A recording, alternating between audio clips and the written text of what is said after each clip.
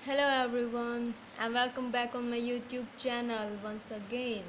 So in our last lecture we studied about Newton's law, like Newton first law, second and third. All the three laws we studied. So we are going to study about the common forces in mechanics in our today's topic. So क्या हो जाएगा, जो हमारे force होते हैं उनके बारे में पढ़ते हैं हम आज की। क्या कौन कौन से फोर्स होते हैं हमारे।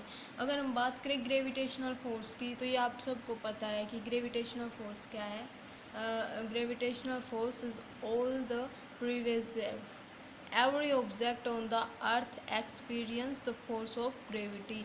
हर एक ऑब्जेक्ट जो भी इस अर्थ पे है वो फील कर सकता है ग्रेविटेशनल फोर्स। ग्रेविटेशनल फोर्स की वजह से हम अगर किसी चीज़ को ऊपर की तरफ फेंकते हैं तो वो नीचे की तरफ ही आती है। ठीक है, उसकी वजह से ही हम चल पाते हैं। हमारे बहुत सारे ऐसे काम होते हैं जहाँ पे ग्रेविटेशनल फोर्स काम आता है। ठीक है, जैसे every object on the earth experience the force of gravity due to earth. और ये क्या है, हमारा नॉन कॉन्टैक्ट फोर्स है। ठीक है, क्योंकि ज़रूरी नहीं है इसमें हमारा कॉन्टैक्ट ही हो। ये हम पढ़ेंगे आपका 12th में बिल्कुल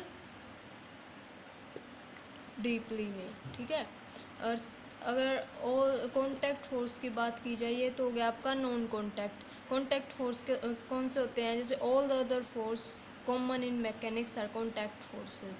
जो जैसे contact force on an object arise due to contact with some other object solid और फ्लूइड। कॉन्टैक्ट फोर्स क्या होते हैं, जब हम किसी चीज़ के कॉन्टैक्ट में हों और उसके कॉन्टैक्ट में आने से जो फोर्स हम पे लगता है तो वो क्या हो जाता है, हमारा कॉन्टैक्ट फोर्स। या वहाँ पे हमारा जो ऑब्जेक्ट है वो सॉलिड भी हो सकता है और फ्लूइड भी हो सकता है। जैसे आपका होता है एक विस्कस फोर्सेस, जैसे हो गया आपका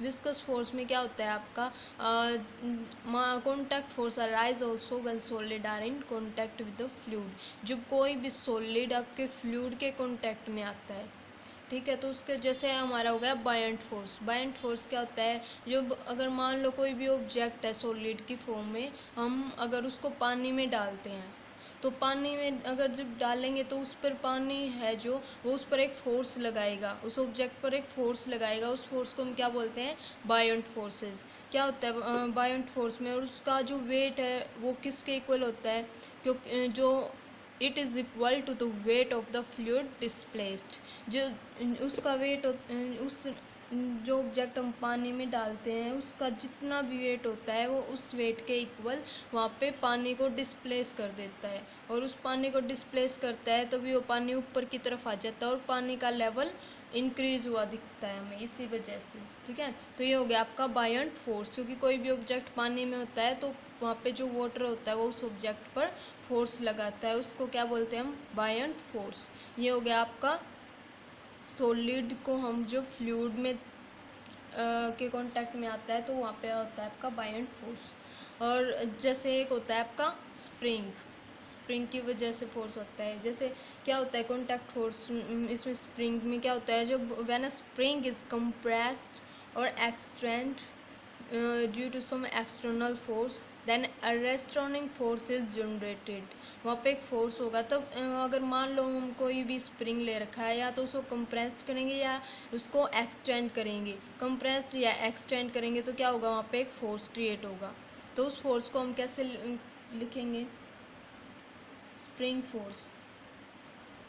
स्प्रिंग फोर्स जैसे मान लो ये यहाँ पे हमने एक स्प्रिंग ले लिया, इसको अगर नीचे की तरफ हम एक्सटेंड करते हैं तो यहाँ पे क्या होता है हमारा, एक्सटेंड करेंगे तो ये नीचे की तरफ ये आपका होता है यहाँ पे mg। क्या हो जाता है यहाँ पे आपका फोर्स लगता है, एक force F is equal to k x.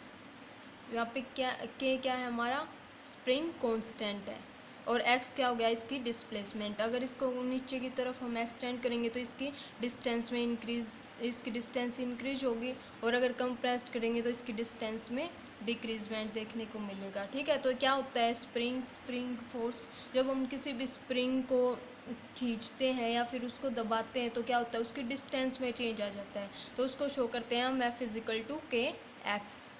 तो ये होगी हमारी एक्स, ठीक है।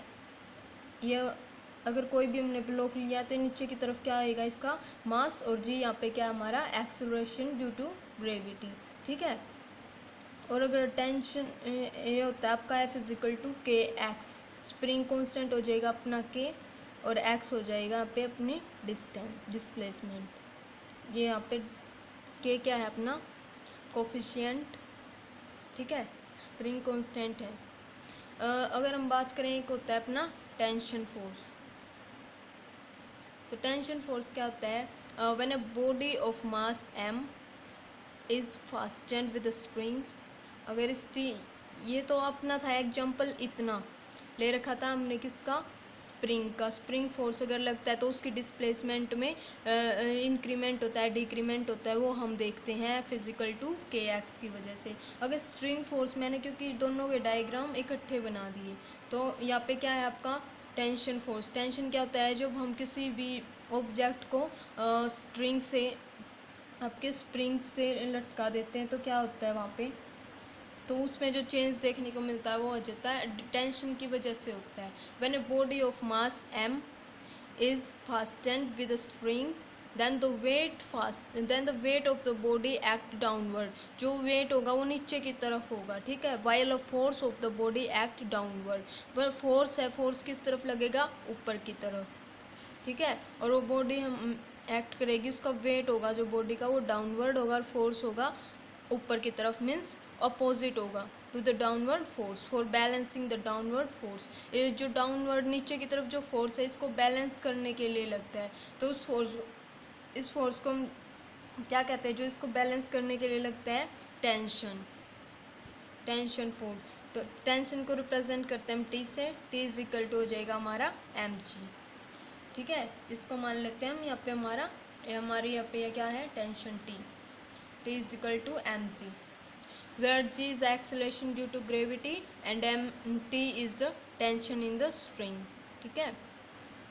t हमारा जैसे यहाँ पे आ जाएगा, ये हो जाएगा नीचे की तरफ टेंशन फोर्स mc, ठीक है। फिर आता है, अगर आपको कोई भी डेरिवेशन टेंशन या स्प्रिंग फोर्स से निकालने हो तो उनके लिए फॉर्मूला यही रहेगा, F is equal to k x, और टेंशन के लिए होगा T is equal to M g, ठीक है। ये कैसे आया ये मैंने आपको बता दिया। अब आती है बात आपकी फ्रिक्शन की। फ्रिक्शनल फोर्स क्या होता है,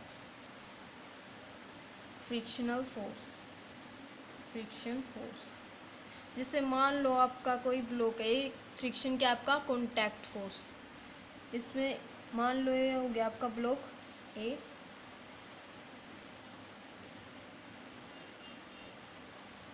और ये हो गया आपका ब्लॉक बी। तो क्या होता है, जो ए ब्लॉक है इस पे फोर्स अगर लग रहा है आगे की तरफ, तो क्या होता है यहाँ पे जो बी का जो सरफेस है इस सरफेस के कांटेक्ट में आता है, तो यहाँ पे एक फोर्स होता है जो इसको आगे बढ़ने से रोकता है। तो वो फोर्स क्या होता है आपका यहाँ पे फ्रिक्शन। जैसे हम चलते हैं आगे की तरफ, हम चलते हैं, क्यों चल पाते हैं, क्योंकि वहाँ पे एक फ्रिक्शन होता है हमारा, जो अर्थ हमारे ऊपर लगाती है। तो क्या हो जाता है, आपका फ्रिक्शन हमेशा अपोजिट डायरेक्शन में लगता है फोर्स की। फोर्स इस पर लगाया जा रहा है आगे की तरफ, बट ये बी इस पे फ्रिक्शनल फोर्स लगाएगा पीछे की तरफ इसको रोकने के लिए, ठीक है। और फिर अगर ये ए ब्लॉक की तरफ से देखें तो ये बी ब्लॉक पीछे की तरफ जाता हुआ दिखाई देगा, तो ये इस पे फ्रिक्शन लगाएगा आगे की तरफ, क्योंकि इसको फोर्स अप्लाई हो रहा है बी पर इस तरफ, तो ये फ्रिक्शनल फोर्स हो जाएगा आपका इस तरफ, ये हो जाएगा frictional force on B due to A. और यहाँ पे क्या हो जाएगा, frictional force on A due to B. तो इक्वल एंड अपोजिट डायरेक्शन में लगेगा दोनों ब्लॉक पे, तो ये टू कॉन्टैक्ट पेयर में लगता है आपका फ्रिक्शन फोर्स हमेशा, ठीक है। क्योंकि कभी भी किसी अकेली बॉडी पे कोई फ्रिक्शन नहीं लगता है तब तक एक्शन ना हो, तब तक रिएक्शन, सिर्फ एक्शन नहीं होता है यहाँ पे, जब एक्शन होता है तो रिएक्शन भी होता है। तो हम कह सकते हैं कि फ्रिक्शनल फोर्स हमेशा पेयर में एग्जिस्ट करते हैं। तो फ्रिक्शन फोर्स ये हो गया आपका कॉन्टैक्ट कॉन्टैक्ट सरफेस से जो लगता है इस तरफ अगर फोर्स अप्लाई हो रहा है तो इसके अपोजिट में एक फ्रिक्शनल फोर्स लगेगा आपका, ठीक है। whenever a body moves or tends to move over the surface of another body, then a force come into play which act parallel to the surface of contact and oppose the relative motion। जो ये block ए आपका motion में था, इसकी relative motion को oppose करने के लिए यहाँ पे क्या लगा, फ्रिक्शनल फोर्स। तो ये हो गया आपका फ्रिक्शन फोर्स। फ्रिक्शन फोर्स क्या होता है, सिंपली अगर बात करें तो ये मोशन को अपोज करता है, ठीक है। टाइप की अगर बात करें फ्रिक्शन की तो क्या होता है आपका, एक होता है स्टैटिक फ्रिक्शन, एक होता है आपका काइनेटिक फ्रिक्शन। स्टैटिक फ्रिक्शन में क्या होता है आपका, स्टैटिक फ्रिक्शन स्टैटिक फ्रिक्शन ये होता है अगर कोई भी ऑब्जेक्ट मान लो रेस्ट पे है और रेस्ट पे होने के बाद उस पर जो फोर्स लग रहा है वो क्या होता है आपका स्टैटिक फ्रिक्शन। जैसे कोई भी अगर ऑब्जेक्ट है, ये हो गया आपका, मान लो इस पे फोर्स लग रहा है इस तरफ, तो फ्रिक्शन फोर्स किस तरफ लगेगा आपका, इसके अपोजिट साइड में। तो यहाँ पे ये जो सरफेस है इस पे लग रहा है इस तरफ frictional force due to static, क्योंकि ये रेस्ट की पोजीशन में है। अगर हम किसी भी चीज़ को, मान लो कोई भी हैवी ऑब्जेक्ट है, उस पर फोर्स लगाते हैं उसको मूव कराने के लिए, और अगर वो मूव नहीं हो रहा है तो हमारा फोर्स कहाँ पे गया, हमारा फोर्स जो वहाँ पे उसमें फ्रिक्शनल फोर्स है उसके द्वारा अपोज किया गया है, ठीक है।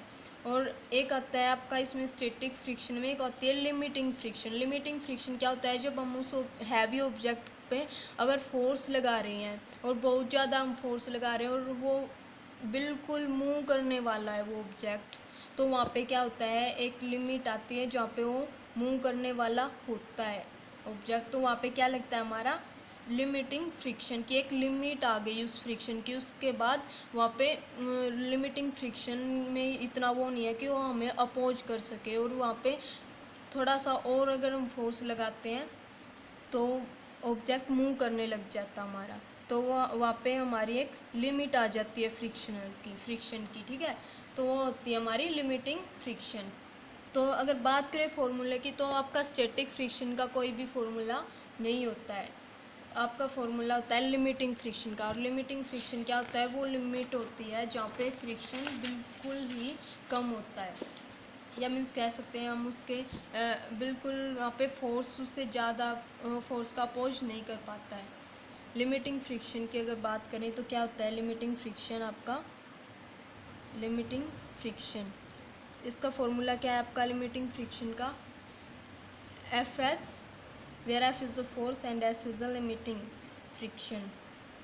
इन अ स्टैटिक फ्रिक्शन में होगा तो एफ एल भी लिख सकते हैं, फिर एफ एस। एफ एस का क्या आ जाएगा आपका फॉर्मूला यहाँ पे, म्यू एस इंटू के। यहाँ पे म्यू एस क्या है आपका कोफिशिएंट आ जाएगा, ठीक है। ये हो गया आपका लिमिटिंग फ्रिक्शन।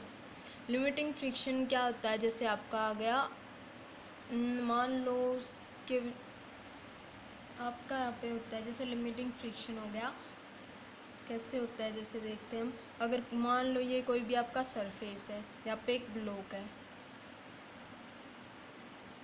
ये रेस्ट की पोजीशन में, अगर इस पर फोर्स लग रहा है तो क्या होगा, नीचे की तरफ इस पे क्या कौन सा फोर्स लग रहा है, एक तो ये हो गया इसका मास ब्लॉक का, और एक हो गया एक्सेलरेशन ड्यू टू ग्रेविटी, क्योंकि यहाँ पे ग्रेविटेशनल फोर्स है, तो यह हो जाएगा आपका जी।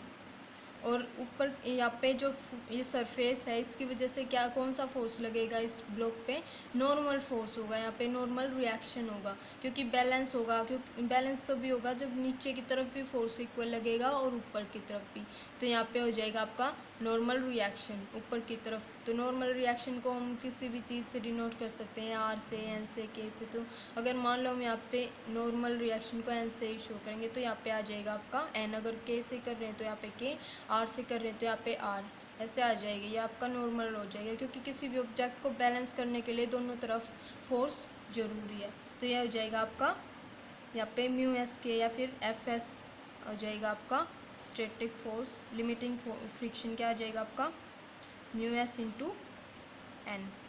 ये हो गया आपका स्टैटिक फ्रिक्शन या फिर लिमिटिंग फ्रिक्शन।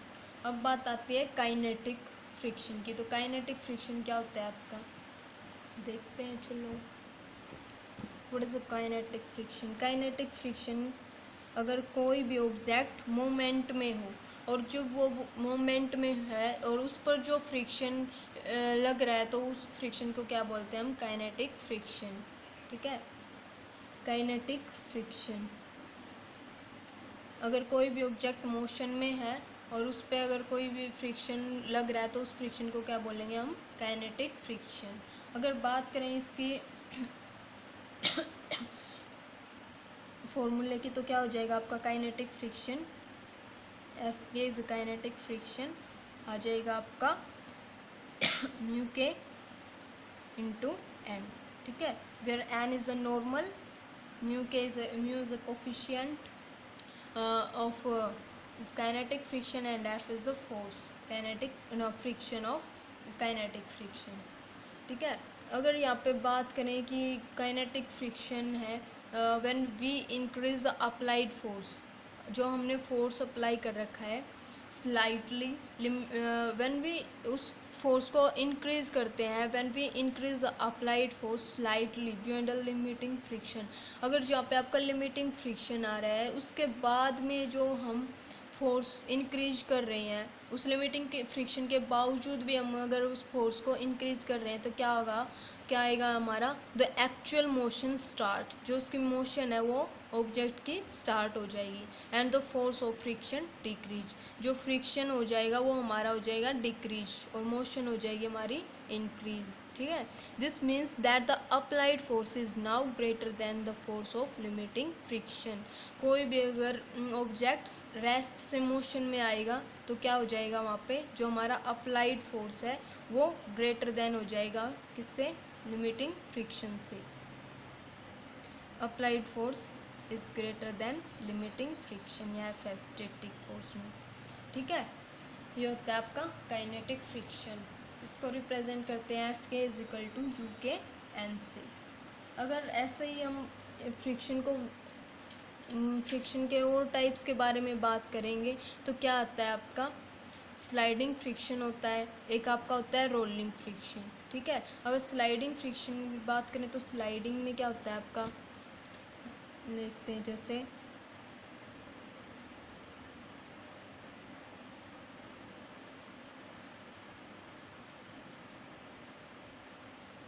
कोई भी ऑब्जेक्ट है हमारा, जैसे यहाँ पे रख दिया और ये ऐसे स्लाइड कर रहा है नीचे की तरफ, तो यहाँ पे स्लाइड कर रहा है तो हमारा फ्रिक्शन होगा। अगर ये जा रहा है इस तरफ, फोर्स यहाँ पे अप्लाई हो रहा है हमारा इस तरफ फोर्स, तो हमारा फ्रिक्शन, स्लाइडिंग फ्रिक्शन किस तरफ होगा, इसके अपोजिट में, यहाँ पे हो जाएगा हमारा स्लाइडिंग फ्रिक्शन। ठीक है, स्लाइडिंग फ्रिक्शन हो गया इस तरफ और इसका जो नीचे की तरफ इसको ब्लॉक को बैलेंस करना होता है तो यहाँ पे हमारा फोर्स होगा mg, यहाँ पे आ जाएगा आपका नॉर्मल। तो ये हो गया आपका sliding friction. The force of friction then that come into play when a body slide over the surface of another body is called sliding friction। अगर अगर हम एग्जांपल की बात करें तो क्या है, जैसे फ्लैट ब्लॉक को मूव करेंगे किसी भी फ्लैट सरफेस पे, टेबल के फ्लैट सरफेस पे अगर मूव कराएंगे, then the opposing force acting on it known as sliding friction. तो एक अपोजिंग फोर्स लगेगा, अपोजिंग फोर्स क्या है, फोर्स स्लाइडिंग फ्रिक्शन अपना। ठीक है, और अगर हम बात करें लॉज की, लॉ ऑफ स्लाइडिंग फ्रिक्शन, तो क्या हो जाएंगे, the sliding friction oppose the applied force, जो फोर्स होता है अपना स्लाइडिंग फोर्स वो अपोज करेगा जो हमने फोर्स अप्लाई किया है। अगर हम मान लो ये पेन है, अगर इसको इस पे हम अपना वो लगाएंगे फोर्स तो इसको अपोज करेगा स्टार्टिंग में, अगर बिल्कुल कम फोर्स लगाएंगे तो अपोज करेगा फ्रिक्शन। ये तो बिल्कुल जैसे छोटा सा ऑब्जेक्ट ले रखा है, अगर हैवी ऑब्जेक्ट हो इसकी जगह अगर हम फोर्स लगाएंगे उसमें कोई भी मूवमेंट या फ़र्क नहीं देखने को मिलेगा। तो इसका सिंपल सा मीनिंग है कि वहाँ पे एक फोर्स और अप्लाई हो रहा है, वो फोर्स हमें अपोज कर रहा है इसको मोशन ना करने के लिए, और वो फोर्स क्या हमारा फ्रिक्शन। ठीक है, और उसकी कांस्टेंट वैल्यू होती है which is depending upon the nature of the two surface in relative motion. ठीक है, जैसे ऑब्जेक्ट हैवी है या कैसा है, फिर उसके नेचर पे डिपेंड करता है ये सब। और अगर बात करें, एक आता है इसमें स्लाइडिंग में ही, जैसे आपका आ गया, मान लो अगर कोई भी बॉडी है वो मूव कर रही है, एंजॉय द स्लाइडिंग फ्रिक्शन हो गया आपका, इसको बाद में कराएंगे। इसके एग्जांपल को, एक इसका टाइप है, पहले वो देख लेते हैं हम। जैसे रोलिंग फ्रिक्शन। रोलिंग फ्रिक्शन क्या होता है? रोलिंग फ्रिक्शन आपका होता है जैसे कोई भी हैवी ऑब्जेक्ट है उसको हम अगर लेके जाते हैं स्लाइड करा के, तो वो हमारा बहुत ही ज़्यादा मुश्किल हो जाता है हमें उसको लेके जाना। अगर उसमें हमारा रोलिंग फ्रिक्शन में क्या आ जाता है, अगर उसके नीचे हम पहिए लगा देते हैं तो क्या होता है वहाँ पे हमारा रोलिंग फ्रिक्शन। जैसे कोई भी ऑब्जेक्ट है,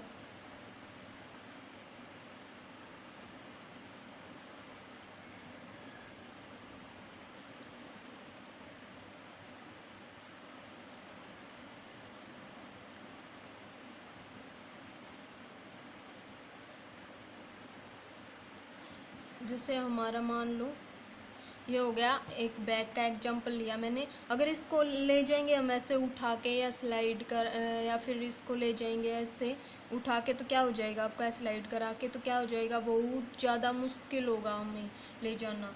और अगर इसके नीचे अगर हम पहिए लगा देते हैं तो क्या हो जाएगा, इजीली, क्योंकि यहाँ पे फ्रिक्शन कम हो जाएगा आपका और यहाँ पे फ्रिक्शन ज़्यादा होगा। तो यहाँ पे जो स्लाइडिंग फ्रिक्शन है, we can say that the sliding friction is greater than rolling friction.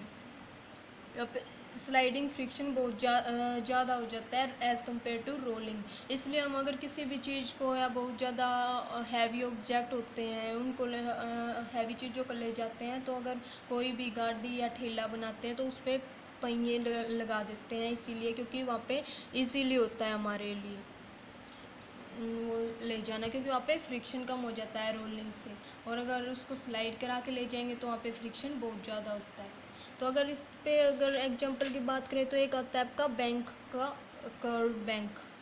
Curve bank क्या होता है, जैसे आपका हो गया ऐसे,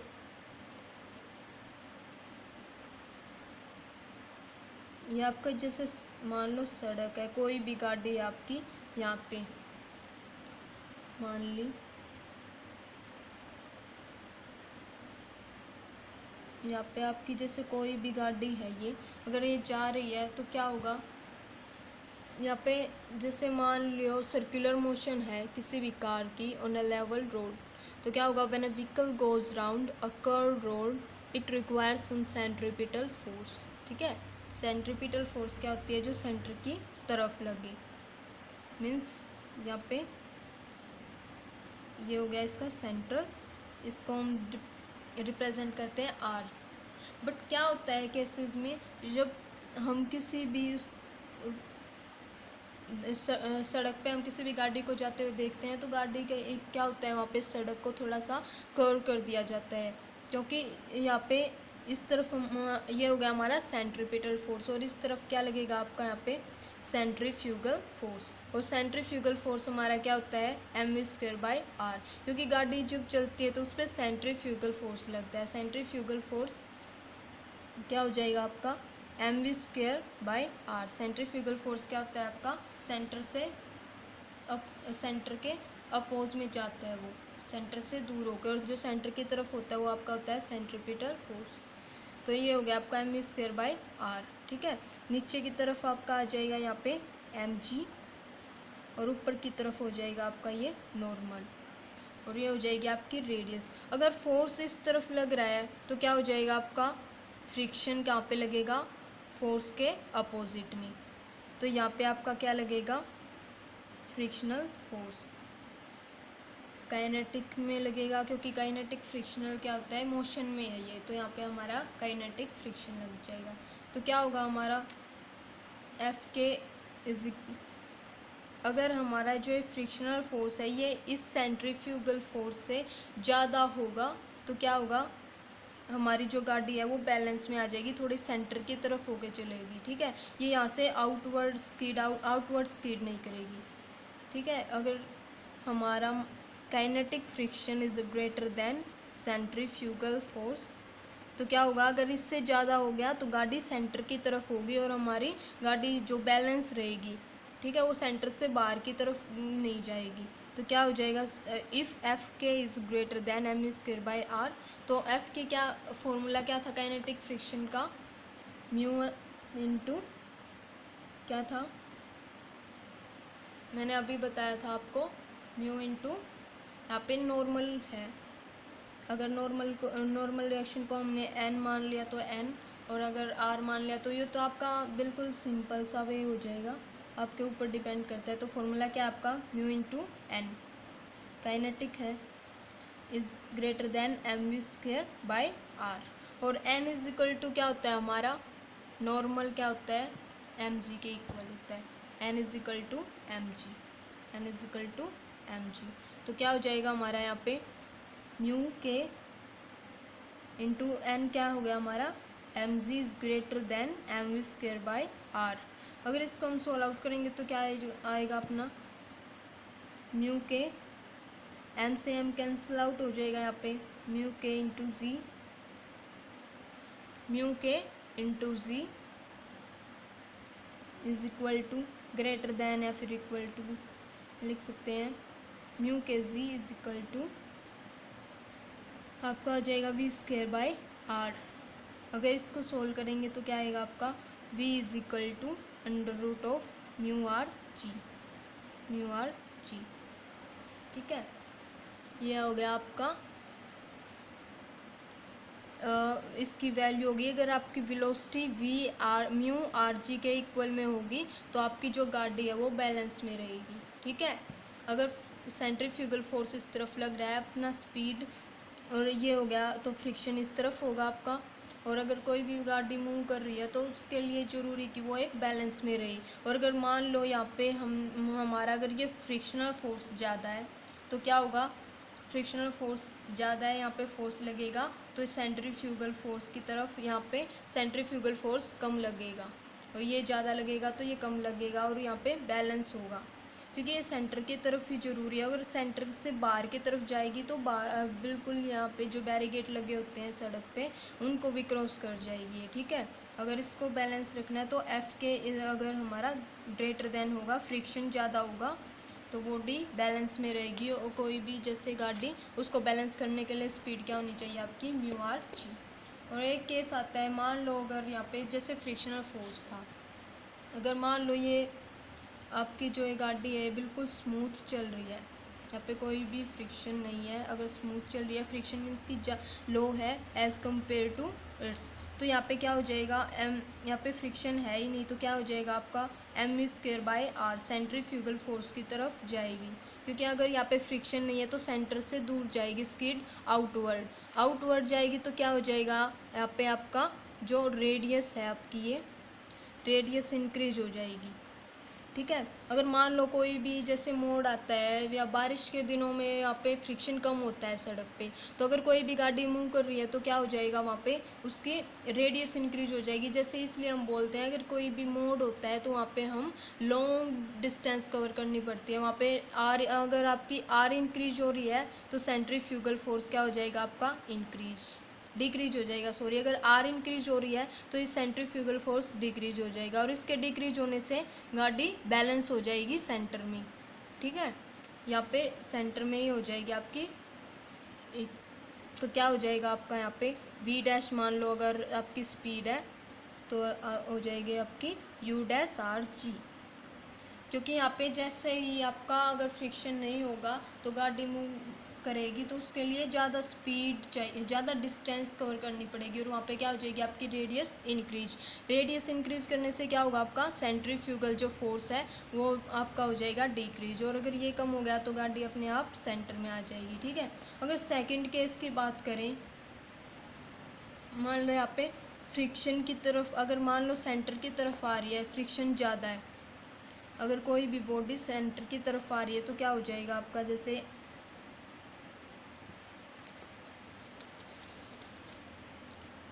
अगर इस तरफ आ रही है तो क्या हो जाएगा आपका आर है जो वो बिल्कुल, वैसे सिंपली बता रही हूँ, बाद में करवाऊँगी पूरा, पहले एक बार देख लो आप क्या होता है। अगर इस तरफ आ रही है गाड़ी, बिल्कुल स्पीड इसकी स्लो है, बिल्कुल स्लो स्पीड से जा रही है तो क्या हो जाएगा यहाँ पे आपकी रेडियस डिक्रीज हो जाएगी। और रेडियस अगर डिक्रीज हो गई तो क्या होगा, रेडियस डिक्रीज हो गई तो आपका जो ये सेंट्रीफ्यूगल फोर्स है ये क्या हो जाएगा, इंक्रीज। तो ये इंक्रीज हो जाएगा तो गाड़ी किस तरफ आएगी, सेंटर की तरफ। तो क्या हो जाएगा यहाँ पे आपका फिर से बैलेंस हो जाएगी ये गाड़ी, ठीक है। तो ये केस होते हैं आपके इसमें कर्व बैंक में। एक आता है जैसे स्लाइड कर रही है,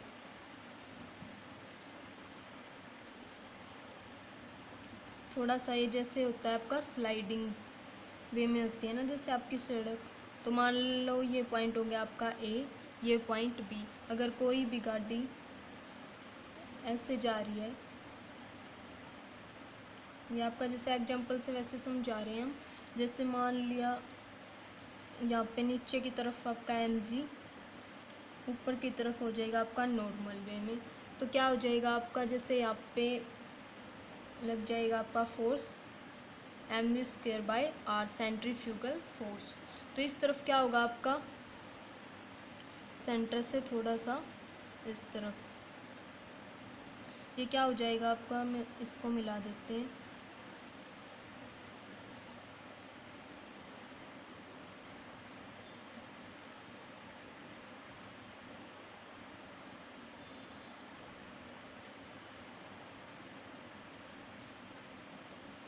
टेन साइन थीटा, ये हो जाएगा आपका यहाँ पे force,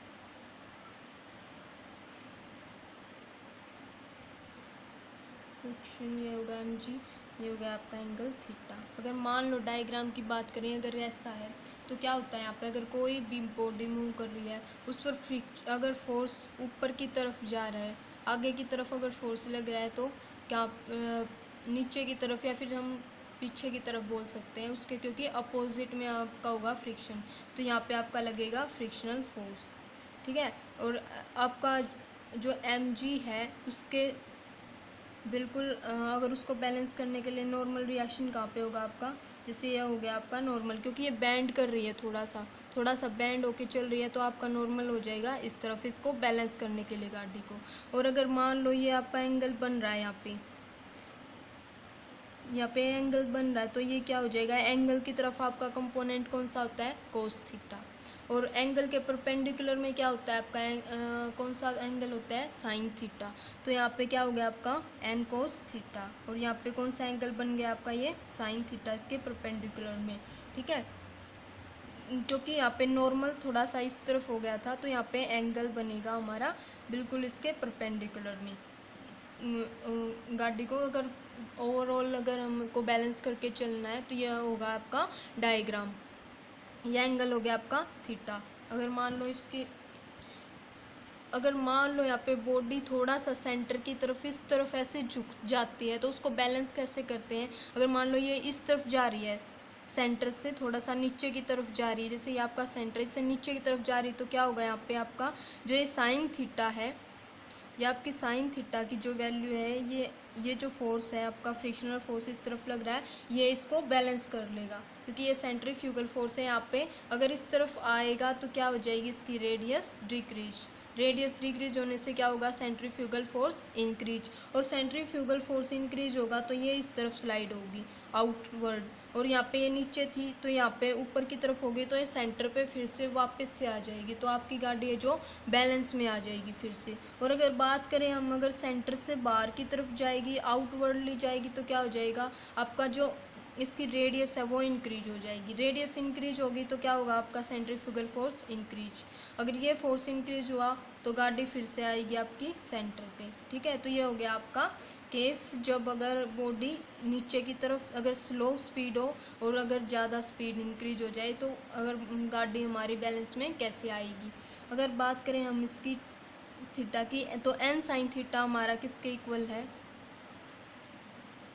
N sine theta equal हो जाएगा हमारा सेंट्रीफ्यूगल फोर्स के, N sine theta is equal to M square by R.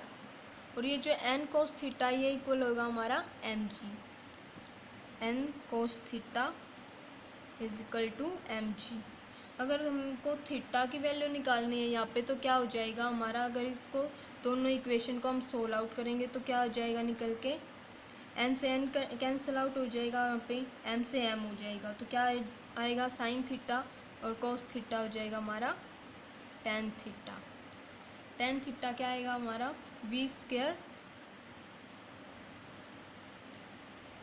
G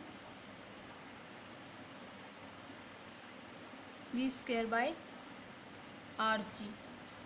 ठीक है, V square by R G आ गया। अगर इसको सोल्व आउट किया तो फिर हमारी थीटा की वैल्यू क्या आएगी आर जी टेन थीटा, इसमें टेन थीटा क्या आ जाएगा अपना, थीटा की वैल्यू आएगी आपकी tan into V square by R G. ठीक है, और अगर इसमें हमने स्पीड की वैल्यू अगर निकालनी है, मैक्सिमम वेलोसिटी निकालनी है अगर किसी भी व्हीकल की, तो क्या आएगी हमारी maximum velocity v is equal to under root of R G tan theta. ठीक है, ये आप क्या आ जाएगी थीटा की वैल्यू। अगर मैक्सिमम वेलोसिटी हमको निकालनी है कि यहाँ पे अगर मैं मैक्सिमम वेलोसिटी किसी भी व्हीकल की कितनी हो सकती है, तो क्या कैसे आएगी निकल के v इजकल टू वी इस तरफ आ जाएगा, यहाँ पे आपका अंडर रूट होके ये वैल्यू सेम आ जाएंगी आर जी टेन थीटा। ठीक है, तो ये हो गया आपका अगर कोई भी गाड़ी अगर मूव कर रही है तो उसके सभी केसेस कैसे कर होते हैं। अगर ये सेंटर पे चल रही है, अगर इस तरफ थोड़ी सी इस तरफ आएगी तो क्या हो जाएगा, गाड़ी को बैलेंस करने के लिए क्या चाहिएगा, इस तरफ आएगी तो हमारी रेडियस डिक्रीज हो जाएगी और सेंट्रीफ्यूगल फोर्स इंक्रीज। और सेंट्रीफ्यूगल फोर्स किस तरफ लगता है, अपवर्ड में या फिर आगे की तरफ, तो सेंट्रीफ्यूगल फोर्स इंक्रीज होगा तो ये फिर से सेंटर में आ जाएगी। ठीक है, और अगर मान लो आगे की बाहर की तरफ जा रही है, आउटवर्डली स्कीड कर रही, तो क्या हो जाएगा आपका एम यहाँ पे रेडियस इंक्रीज हो जाएगी, और रेडियस इंक्रीज होने से centrifugal force decrease, centrifugal force decrease हो जाएगा तो जो फोर्स ऑफ फ्रिक्शन है वो उस गाड़ी को सेंटर में ले आएगा। ठीक है, ये हो गया आपका केस। और अगर मान लो थीटा की वैल्यू निकालनी है, मैक्सिमम स्पीड निकालनी, तो क्या हो जाएगा आपका N sine theta is equal to M U square by R और N cos theta is equal to M G. और फिर इसको अगर सोल्व आउट करेंगे तो क्या आ जाएगी हमारी maximum velocity are G tan theta. ठीक है, तो ये हो गया आपका friction, limiting friction, kinetic friction. ठीक है, और कौन सा फोर्स था, स्ट्रिंग फोर्स हो गया हमारा, स्प्रिंग फोर्स हो गया, टेंशन वगैरह हो गई आपकी। ठीक है, तो ये थे हमारे जो भी हम एग्जाम्पल दे रखा था काइनेटिक का। अगर कोई भी गाड़ी मूवमेंट कर रही है तो उसमें कैसे अगर वो बैलेंस होती है तो कहाँ पे फ्रिक्शन कैसे लगता है, उसको बैलेंस कैसे किया जाता है। ठीक है, तो ये आपका टॉपिक यहाँ पे हो गया कंप्लीट। ये आपको फॉर्मूला याद करना पड़ेगा काइनेटिक फ्रिक्शन का और लिमिटिंग फ्रिक्शन का, और याद रखना स्टैटिक फ्रिक्शन का कोई भी फॉर्मूला हमारा नहीं होता है। ठीक है, so it's enough for today and thanks for watching my video.